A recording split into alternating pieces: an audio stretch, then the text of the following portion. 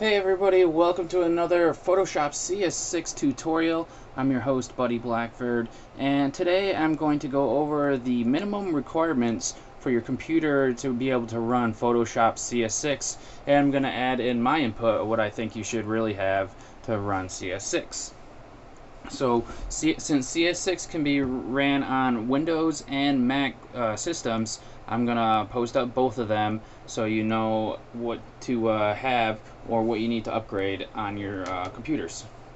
So, I use a PC, and I'm going to be more knowledgeable about using the Windows platform than I am the Mac, but I do know I have used Macs before several times, just never actually have been able to build a Mac, since I usually just buy them from the store and they're already built. I guess I like to build my own computers and PCs, so I got a little bit of an advantage when I'm talking about Windows over Mac. Anyways, I'm not gonna get into Windows versus Mac debates, but we'll leave that for you guys to decide in the forums. So for Windows, we're gonna have a couple processors that are our minimum requirements here, and you're going to need a Intel Xeon, Centrino, or Pentium 4, and these are the minimum requirements. Anything that's been created later than these you can also use, and it's recommended any of these will be fine to run Photoshop CS6. For the Mac, it's the Intel-based Mac processors.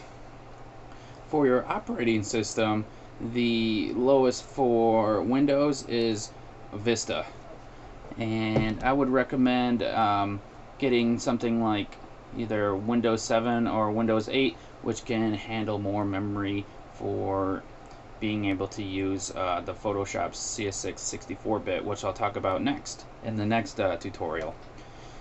For the Mac, you need the OS X 10.6.6.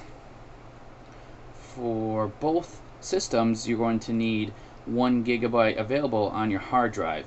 Of course, you're going to want to have way more than that available because your pictures and then your Photoshop files and everything like that. But this is what you need to be able to install it on your system.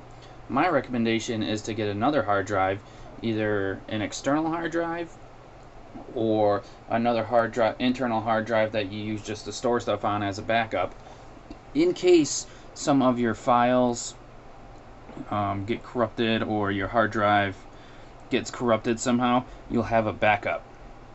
The worst thing is to have worked on a bunch of programs, made a bunch of cool stuff, and your hard drive fails, and then you lose everything.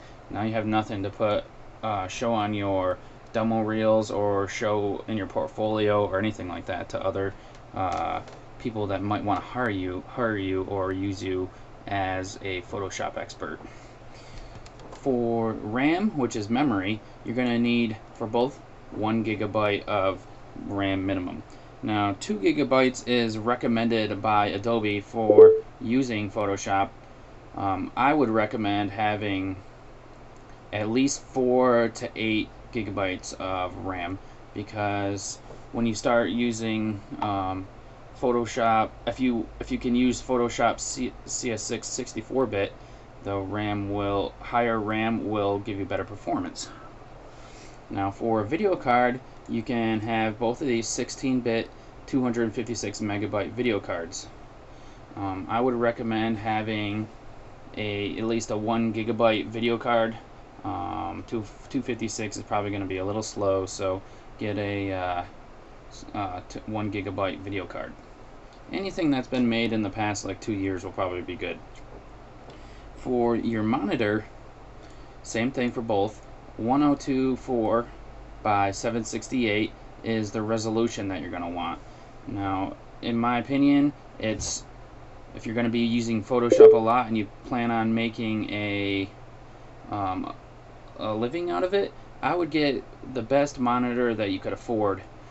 It should be an HD monitor with like a 1080p resolution at least, and it should be able to handle lots of colors. So an LED monitor would be nice, but get the best one that you can, because the whole thing about Photoshop is